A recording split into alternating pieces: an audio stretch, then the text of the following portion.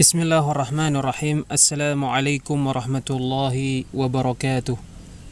Bismillah wassalatu wassalamu ala rasulillah wa ala alihi wa ashabihi wa man walah, amma ba'd. Kita lanjutkan kembali mempelajari kitab Ushulus Sunnah karya Al-Imam Ahmad bin Hanbal rahimahullahu ta'ala, yang dijelaskan oleh Fadilatul Syekh Rabi' bin Hadi Al-Madkhali hafidhahullahu ta'ala.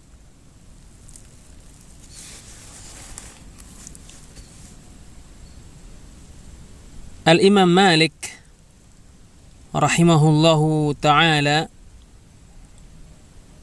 mengambil faedah dari firman Allah Azza wa Jalla,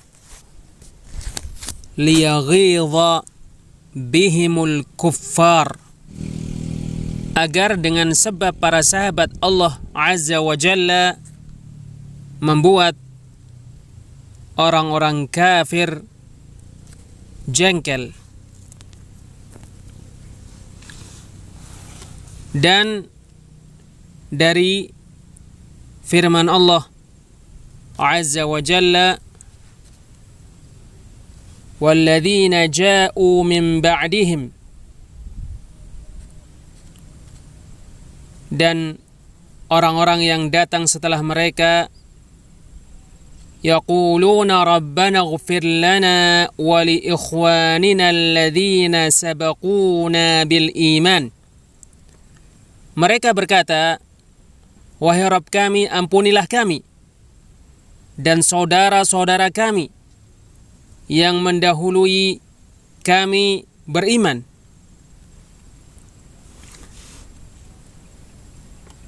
Al-Imam Malik berkata, laisa liman yaghidhuhum ashab Muhammadin sallallahu alaihi wasallam nasibun fil fai'.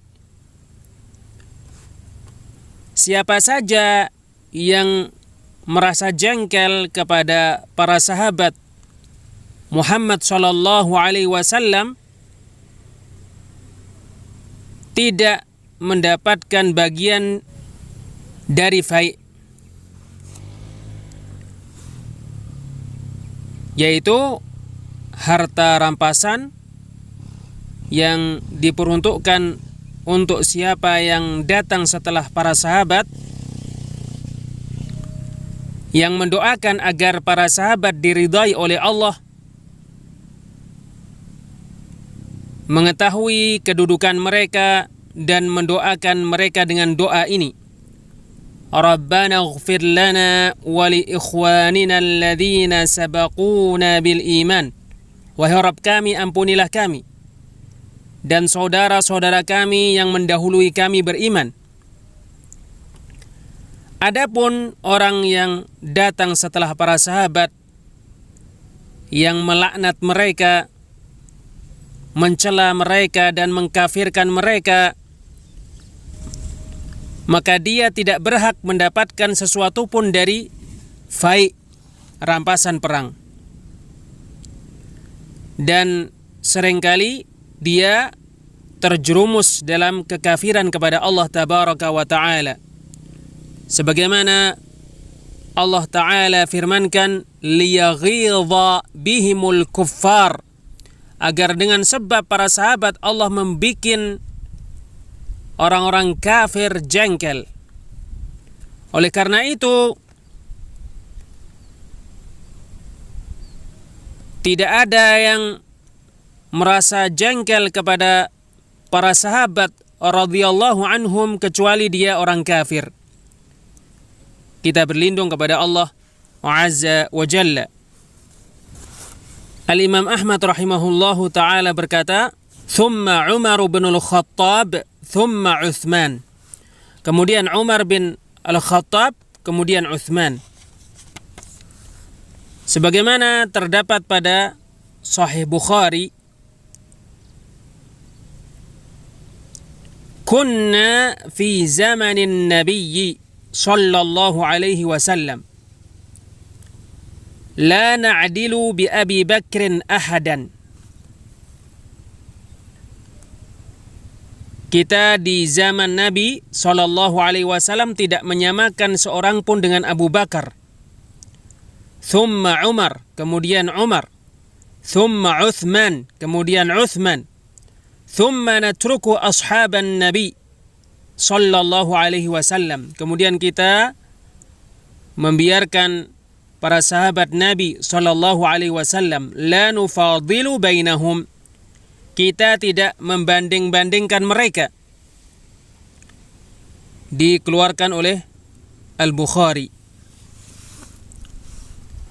Kemudian termasuk sejumlah nas-nas dan keutamaan-keutamaan yang sangat banyak yang ada terkait anjuran untuk mencintai para sahabat radhiyallahu anhum.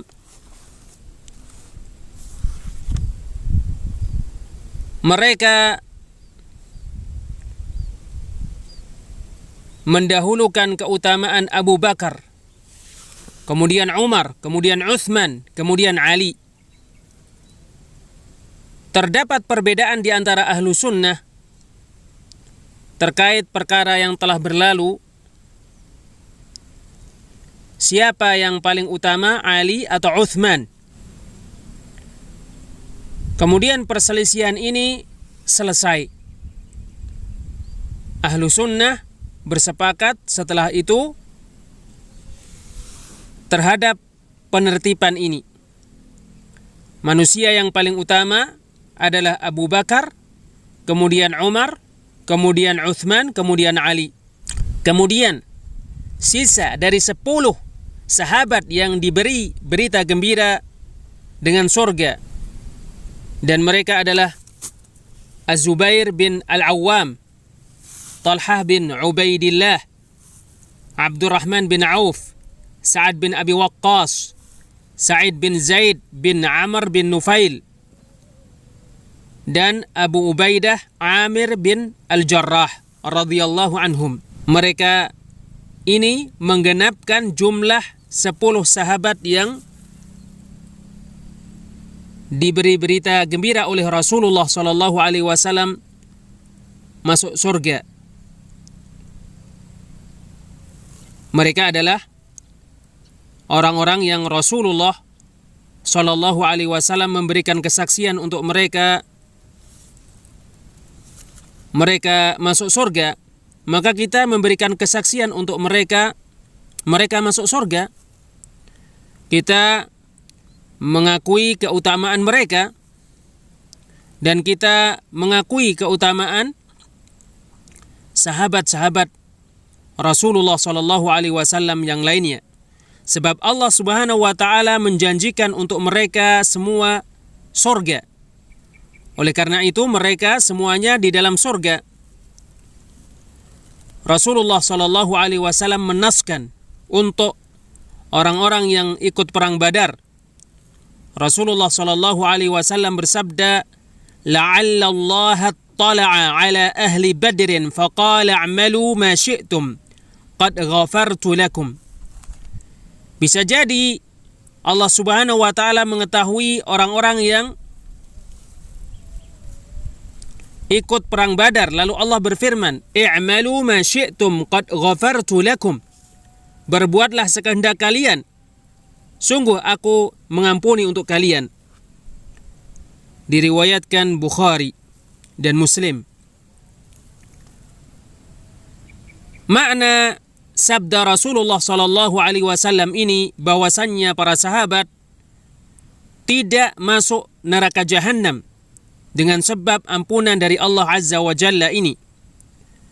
Demikian juga tidak ada seorang pun dari para sahabat yang berbaiat kepada Rasulullah di bawah pohon masuk neraka. Rasulullah sallallahu alaihi wasallam bersabda, "La yadkhulun nara ahadun mimman bai'a tahta asy-syajarah." Tidak ada seorang pun dari orang yang berbaiat di bawah pohon masuk neraka. Hadis diriwayatkan Muslim dan Tirmidzi. Yang berbaiat di bawah pohon adalah Ahlul Hudaybiyah. Ahli Hudaybiyah. Kita menertibkan para sahabat radhiyallahu anhum. Para sahabat yang paling utama, yang pertama adalah 4 para sahabat. Kemudian yang tersisa dari 10 sahabat yang masuk surga. Kemudian ahlu bai'atil aqabah. Kemudian ahli badar. Kemudian ahli bai'atir ridwan. Kemudian sahabat-sahabat yang lainnya, semoga Allah meridai mereka. Para sahabat radhiyallahu anhum bertingkat-tingkat di dalam keutamaan. Sebagaimana disebutkan oleh Al-Imam Ahmad rahimahullahu ta'ala. Al-Imam Ahmad rahimahullahu ta'ala berkata,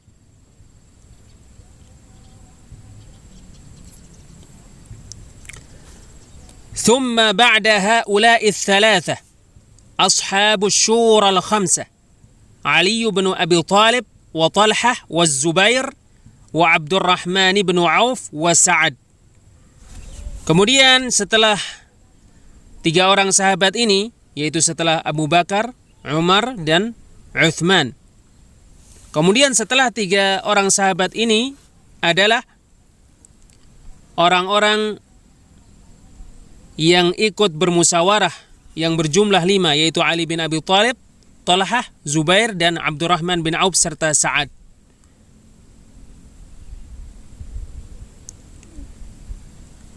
Al-Imam Ahmad rahimahullah menyebutkan di dalam Ushulus Sunnah Sa'ad, dan di sebagian cetakan Sa'id.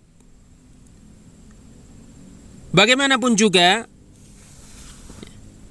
Sa'id dan Sa'ad menjadikan jumlah orang yang ikut bermusyawarah berjumlah 6, yaitu orang yang ditunjuk oleh Umar bin Khattab untuk bermusyawarah berjumlah 6. Al-Imam Ahmad rahimahullah berkata, kulluhum yasluhu lil khilafah. Mereka semua cocok, pantas untuk kekhilafahan.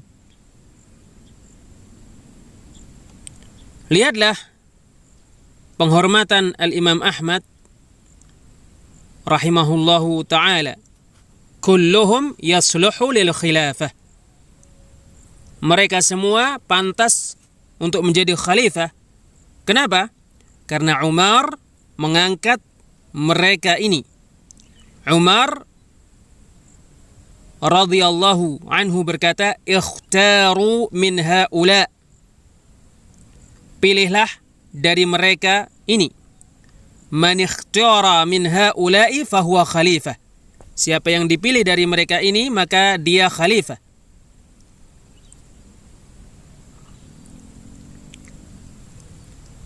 Al-Imam Ahmad rahimahullahu ta'ala mengambil kesimpulan dari pengangkatan Umar radhiyallahu anhu terhadap mereka ini untuk menjadi khalifah, bahwasanya mereka semua imam dan bahwasanya mereka semua pantas untuk menjadi khalifah. Al-Imam Ahmad rahimahullahu ta'ala berkata, wa nadhhabu fi dzalika ila hadits Ibnu Umar. Terkait hal itu, kita berpendapat berdasarkan hadis yang diriwayatkan Ibnu Umar radhiyallahu anhuma. Kunna na'uddu wa Rasulullah sallallahu alaihi wasallam hayyun wa ashabuhu mutawafirun, Abu Bakr thumma Umar thumma Uthman thumma naskut. Kita menyebutkan satu demi satu ketika Rasulullah sallallahu alaihi wasallam hidup dan ketika para sahabatnya berjumlah banyak, Abu Bakar, kemudian Umar, kemudian Uthman, kemudian kita diam. Dikeluarkan oleh Abu Dawud. dan disahihkan Al-Allamah Al-Albani di Sahih Al-Jami'. Syekh Rabi' bin Hadi Al-Madkhali berkata, hafizahullah, yaitu di sana juga ada ahlu sunnah sebagaimana yang kalian ketahui, berdasarkan pembelajaran mereka dan penelitian mereka terhadap keutamaan-keutamaan Ali, dan keutamaan-keutamaan Ali sangat banyak sekali, dan berdasarkan kejadian-kejadian di bai'at dan berdasarkan pemilihan para sahabat radhiyallahu anhum kepada Ali, serta berdasarkan pembaiatan para sahabat terhadap Ali radhiyallahu anhum, maka Ali di dalam penertiban datang sebagai urutan keempat terkait kekhilafahan, dan urutan keempat terkait keutamaan. Al-Imam Ahmad rahimahullahu ta'ala berkata, "Thumma min ba'di ashabi syura ahlu badrin minal muhajirina thumma ahlu badrin minal ansar." Kemudian setelah para sahabat yang bermusyawarah adalah para sahabat yang ikut perang Badar dari orang-orang muhajirin. Kemudian para sahabat yang ikut perang Badar dari orang-orang Ansar. Sebagian manusia mendahulukan orang-orang yang ikut bai'at Aqabah daripada orang-orang yang ikut perang Badar. Padahal kebanyakan orang-orang yang membai'at Rasulullah sallallahu alaihi wasallam di bai'ah Al-Aqabah, mereka ikut perang Badar. Al-Imam Ahmad rahimahullahu ta'ala berkata,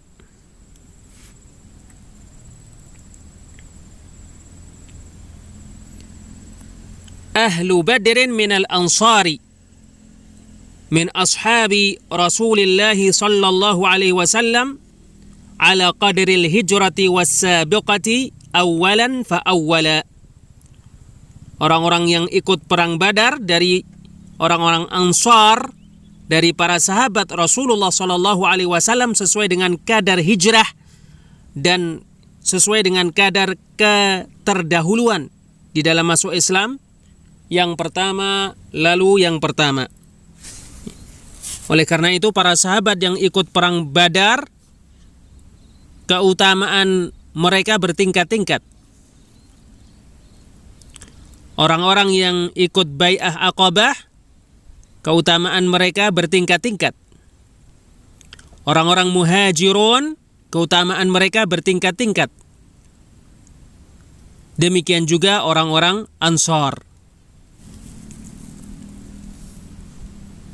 Berdasarkan apa yang Allah berikan kepada mereka berupa keutamaan, ilmu, dan kekayaan di dalam Islam dengan harta dan jiwa. Al-Imam Ahmad rahimahullahu ta'ala berkata, "Thumma afdalun nasi ba'da ha'ula." Kemudian manusia yang paling utama setelah mereka ini, yaitu setelah 10 sahabat yang dijamin masuk surga, dan setelah para sahabat yang ikut perang Badar dan ikut berbaiat di Hudaybiyah dan selainnya,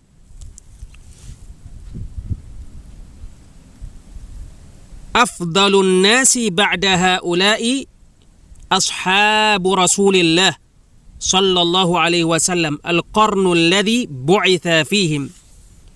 Manusia yang paling utama setelah mereka ini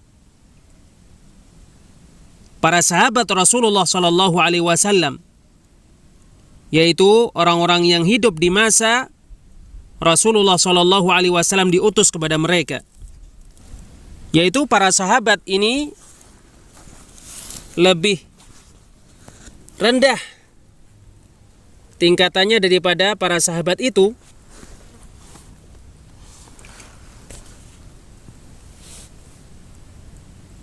Keikutsertaan mereka di dalam berjihad lebih sedikit, dan keikutsertaan mereka di dalam berperang lebih sedikit. Oleh karena itu mereka di bawah para sahabat Rasulullah SAW yang ikut bermusyawarah, yang ikut perang Badar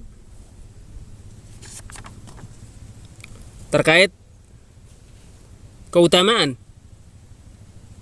Tetapi mereka menempati posisi sahabat saja sudah cukup sebagai kedudukan yang sangat agung, yang tidak bisa disusul oleh orang setelahnya dari para tabi'in.